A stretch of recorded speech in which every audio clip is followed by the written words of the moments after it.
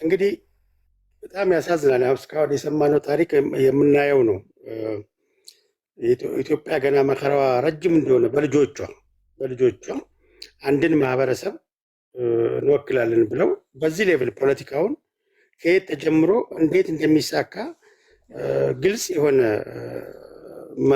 አቅጣጫ የሌላቸው ነገር ግን በማህበረሰብ ስም በዩቲዩብ እና በቲክቶክ የሚሸቅጡ ብዙ ሰዎችን አይተናል። ፖለቲካችን የፖለቲካችን ትልቁ ህመም ይሄ ነው።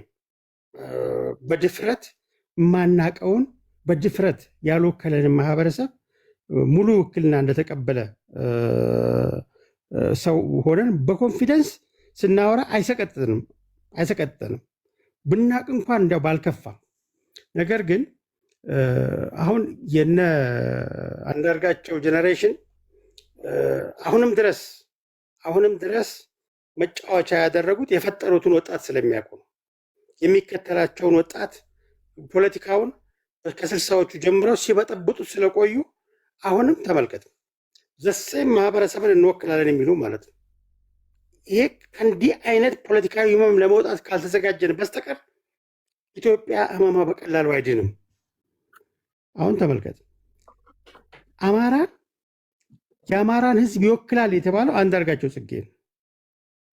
አንዳርጋቸው ጽጌ ፖለቲካዊ አማራ የለም ብሎ ይጽደሩ ማይኩን አፋብን ወክየዋለሁ ብሏል። ይሄን ነገር ይተደጋገር ንግግሩን ከግለሰቦች ጋር ቪዲዮን አልሰማችሁትም? ተምር ቪዲዮን አልሰማችሁ? ንግግሩን ያቀረበው ሰውዬ አቶ አንዳርጋቸው ጽጌ የአማራ ተወካይ ብሎ ሲናገር አልሰማችሁ? አማራ ብዙ ምሁራንና ጀግኖች እያሉት በጭራሽ አማራ የለም ያለን ግለሰብ ሊወክል አይችልም። አረ ቆይ እንደዛ አይደለም። ቆይ ሐሳብን ጨርስ ዋንጋሪ። ኦኬ፣ ለማንኛውም አቶ አንዳርጋቸው ጽጌ እና አቶ አንዳርጋቸው ጽጌ ዙሪያ ያሉ ሰዎች ኢትዮጵያን ፖለቲካሊ የገደሉ 70-60 ዓመት በደም ያነከሩ ወጣት ያስጨረሱ ወደፊትም ለማስጨረስ ቦምብ የሚቀብሩ ናቸው። አንዳርጋቸው ጽጌ ፖለቲካል አማራ የለም ብሎ በቪዲዮም ተናግሯል፣ በመጽሐፍም ጽፏል። አሁን ተገልብጦ የአማራ ተወካይ ነኝ ብሎ መጥቷል። መገለባበጥ ፖለቲካቸውን በመሸጥ ረገድ በ60ዎቹ ያሉት ሰዎች ቲፒካል መገለጫቸው አንዳርጋቸው ጽጌ ነው። የክህደት የባንዳነት ኢትዮጵያን የማቀጨጭ የኢትዮጵያን ፖለቲካ የመሸጥ የኢትዮጵያን ፖለቲካ አሳልፈው የመስጠት የነሱ መገለጫ ነው። የነሱ መገለጫ ቲፒካል መገለጫ በኢትዮጵያ ስም ፖለቲካ እንሰራለን ብለው ከኛ ውጭ ወደ ውጭ የሚሉት ነው። በተመሳሳይ መልኩ ማርሸት እግሩን ወፌላ ላይ የተገረፈው የና አንዳርጋቸው ጽጌ ፖለቲካ መገለጫ ነው። የአርበኞች ሰባት የግንቦት አርበኞች ሰባት መገለጫ ነው፣ ባህሪ ነው። ያንን ያወረሱት ይሄን ወጣት አያ። ይሄ ወጣት የሚጠቅመውንም አያውቅም፣ የሚጎዳውንም አያውቅም። ፖለቲካ ሰርቶ ሞቷል። ማህበረሰቡን ያስገድላል። የነገ ትውልድን ወጣትን ይገላል፣ ያስገድላል። ይሄንን ካላቆምን በስተቀር ኢትዮጵያ ሰላሟን አታገኝም፣ ነገም አታገኝም። ይሄ ፖለቲካ አይደለም። ወጡ አንድ አማረች መቤት ፖለቲካ የሰራን እየመሰለን ማህበረሰባችንን አሳልፈን የምንሰጥ ሰዎች ማዕረን ያለ ነው። መንገር ይሰማል፣ ድምፅ ይሰማል። እንዴት ነው የሚደርሰው? እንዴት ነው የሚቆመው? ምን አልከኝ? እንዴት ነው የሚቆመው? አሁን አንተ የምትጠየፈው ነገር እንዴት ነው ሊቆም የሚችለው? እንዴት ነው የሚቆመው? በጣም ጥሩ ጥያቄ ነው። የሚቆመው እንግዲህ በተረት ላሳይ፣ መቆሚያውም ማለት ነው። ለምሳሌ አንድ ገበሬ ከብቶቹን የሚበጠብጥ ወይፈን በሬ ካለ የትኛው ወይፈን ነው የሚበጠብጠው የሚለውን የሚለይበት መንገድ አለ። በረት ውስጥ ገብቶ በረቱን ለሁለት ይከፍልና በሰላም ሳይበጠበጥ ያደረውን በረትና የተበጠበጠውን በረት ይለያል። ከዛ በኋላ በጥባጩን ወይፈን ይለያል። አሁን በፖለቲካችን በጥባጩ የትኛው ወገን እንደሆነ ለይቶ ፊት ለፊት ታይቷል። ትላንት ያለውን ያለ አንዳች ህፍረት የሚቀይር። እሺ፣ ገበሬውስ ማን ነው? ገበሬውስ ማን ነው? ገበሬውማ ኢትዮጵያ ህዝብ ነው። ተነቃል። አሁን ነቃን እኮ ኢትዮጵያ ህዝብ ነቃ፣ ይመርጣል። ምንድነው አሁን ለምሳሌ ፖለቲካ ማለት የምንኖረው እንደ ዘመኑ እንደ ያንኛው ክፍለ ዘመን ነው። ምንድነው ያመጣህልኝ? ለምሳሌ ቅድም እህታችን ስትናገር አብይን ይጣልልን እንጂ ከማንም ጋር ተቀናይተን አብይን እንጥላለን። ከዚያስ የማይሞትበት ሀገር እሄዳለሁ ብሎ የማይቀበሩበት ሀገር መድረስ አለ። መንግስት አልባ ስቴትለስ ነው የምንሆነው። እንደ ሶማሌ መሆን ነው እቅዳችን። እንዴት ነው አንተ መንግስት አልባ ለመሆን አቅደህ የምትሰራው?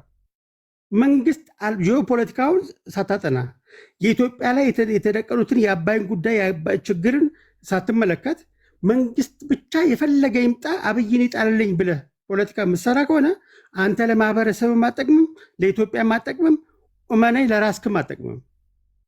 አንተ ተጠማጅ ነህ። ጠማጁ የሚያርስብህ ከጀርባ ጠምዶ የሚያርስብህ ሌላ አካል ነህ። ስትጠመድ የጠማጅህን ኢንተረስት ነው እንጂ የምታስጠብቀው የራስክን ኢንተረስት አታስጠብቅም። ስለዚህ መውጫው መንገድ ቤታችንን የምንሰራው ለጋራ ነው። ቤታችን ለተተኪው ትውልድ መተላለፍ አለበት።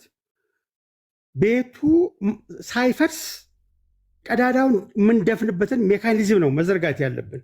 ከዚህ ካልወጣህ የትን ፍጩ ዱቄትን አምጩ ፖለቲካ ኢትዮጵያ ላይ ይሰራሉ ስትል አንተ ኢትዮጵያ ነህ፣ ጸረ ኢትዮጵያ ነህ። ኢትዮጵያን አትወዳትም ማለት ነው። ከዚህ አስተሳሰብ የምትወጣው መውጫው መንገድ በመጀመሪያ ደረጃ የምትሰራው ስራ የምትናገረው ነገር ሶሻል ሚዲያ ፈቀደልኝ ተጠያቂነት የለብኝም ብለህ የምትዘራው ዘር ነገ ጠዋት ቤትህ ውስጥ ገብቶ ልጆችን ለሞት የማይዳረግ መሆኑን ማረጋገጥ አለብህ። ዝም ብለህ ኢሪስፖንሲብል ሆነ ተመቸኝ ብለህ የትን ፍጩ ዱቄቱን አምጩ የሚል የልጅ ጨዋታ መጫወት ለወገንህ አይጠቅምም፣ ለራስክም አይጠቅምም፣ ለሀገር አይጠቅምም፣ በዓለምም ዘንድ አሳፋሪ ያደርጋል። መውጫው መንገድ ይህን መገንዘብ ነው። ችግሩን መረዳት ነው። ጠማጅህን ለይ። ሲያርስብህ የነበረው አሁንም ሊያርስብህ የፈለገውን ሰው ለይ፣ አትጠመድ። ቴንክ ዩ። ሜይ 24 ጠቅላይ ሚኒስትሩና ኢሳያስ አፈወርቂ ይገናኛሉ። ዋንጋሪ ይመስላል። ምን አልከኝ? ከ20 ቀን በኋላ ይገናኛሉ። ያለቀ ጉዳይ ነው። እሱን ምንም አታስብ። ይሄ አሁን የሚበጠበጠው በጥባጭ ሁሉ ልክ ይገባል። ወዲያ ባብሳት ኤርትራውያኖች ራሳቸው እነሱም ተሰቃዩ ወደዚህ በማለት አንድ ቦታ ማረፍ አልቻሉም። ኤርትራውያን ተሰቃዩ። ኤርትራውያኖች አሁን ታያቸዋል። ወዴት ነው ዛሬ ድረስ? እሺ፣ ለማንኛውም የአሁኑ ሙቭ ኤርትራውያኖችም ነፃ ያወጣል፣ በጥባጮችንም ልክ ያስገባል።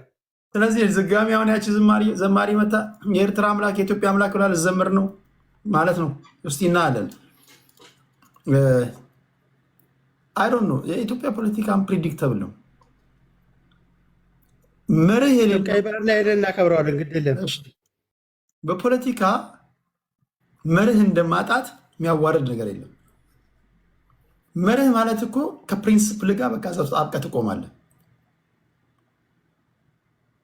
አሁን ሻዕቢያ በመርህ ነው የሚጓዘው። ዝም ብሎ ጠዋት ሲነሱ ፊክስ የሚያደርጉት ምናምን አይደለም። አውቶማቲካሊ የፌዴራል መንግስቱ ፕሪቶሪያ ላይ ሄዶ ተፈራረመ። ኦኬ ጠላት ነን አለ። ፕሪንስፕል ተጥሷል አለ። አሁን ከዚህ አንዳንዶቻችሁ ድራይቭ ማድረግ የሚገባችሁ ፕሪንስፕል እኮ አለ። በነገራችን ላይ ቶሎ መርህ መያዝ የሚጠቅማችሁም ለዚህ ነው።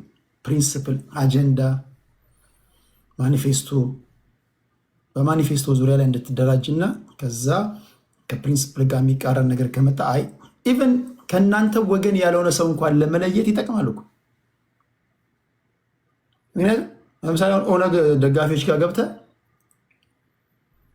ከሚያውቁት እንግዳ የሆነ ነገር ትንታኔ ብትነትን እንደ ሰውዬ ደግሞ ከየት የመጣ ነው ይለዋል። ቢኮዝ ሁሉም የኦነግ ደጋፊዎች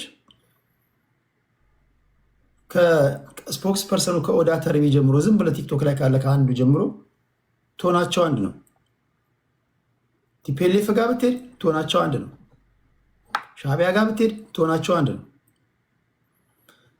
አጭሩ መንገድ ሰርጎ የሚገባብህንም ለመለየት ይጠቅማል። ሁለተኛ ዝም ብሎ የመጣው ሁሉ ወደዛ አይወስድህም። እዚህ ጋር ይመጣል፣ አንደኛው እንደዛ፣ አንደኛው ወደዚህ፣ አንደኛው ከዚህ ጋር፣ አንደኛው ከዛ፣ አንደኛው ጨብጨብ ይላል፣ አንደኛው ተቀመጥ ይላል ምናምን። አስቸጋሪ ነገር ነው። ስለዚህ ጥርት ያለ ኢቭን ለመደራደር ራሱ እኮ ያስፈልጋል እኮ ለመደራደር ራሱ ያስፈልጋል እኮ ማኒፌስቶ ጥያቄዎች መጻፍ ያስፈልጋል። ይሄ ከተመለሰ ተመልሷል። ካልጻፍክ አንዳንዴ እኮ እየተመለሰም ጥያቄ ሆኖም እኮ ዝም ብሎ የተዋጋ ሊሆን ይችላል። አንዳንዴ አይታችሁ ከሆነ ፖለቲከኞች እኛ ጋር አሁን ያለው ነገር ምንድን ነው? ብሽሽቅም ነው። ሲጠይቁ የነበረው ጥያቄ ኢቨን በመንግስት በኩልም እንደዚህ አይነት ችግሮች አሉ። በተቃራኒ ፓርቲዎች ብቻ አይደለም። አንዳንድ ጊዜ የተመለሱ ጥያቄዎች ከሆኑ ደግሞ በማግስቱ ደግሞ ሌላ አዲስ ይመጣል። አንዳንዱ ደግሞ ጥያቄው ከተመለሰ ቆይቷል እኮ ረስቷል፣ በዛውም ይቀጥልም አለ።